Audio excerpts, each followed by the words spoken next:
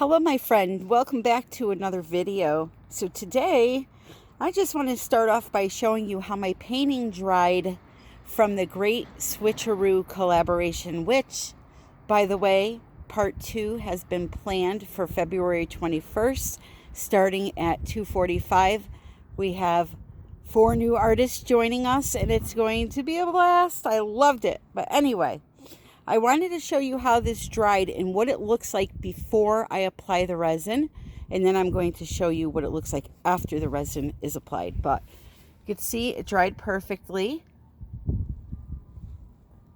It did move a little bit in the center, but it's still overall a really pretty painting. And the interference in here, you can't really, you'll see a little bit of it right now. But once that resin goes on, you're going to see what a difference that it makes. So there's that. It does dry with a little bit of texture when you use the house paints because they are so thick. But again, once you put the resin on, it is totally gone. It just looks like a nice, smooth, glossy, glass-like finish. All right, so that's what it looks like now. Let me show you what it looks like with resin.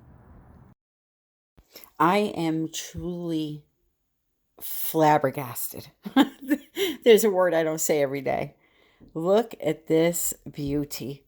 I cannot express to you how beautiful this is in person. The blanket interference colors with the primary elements, with the tube paints, they just all work together so beautifully. And once you put that coat of KS resin on, it's just unbeatable.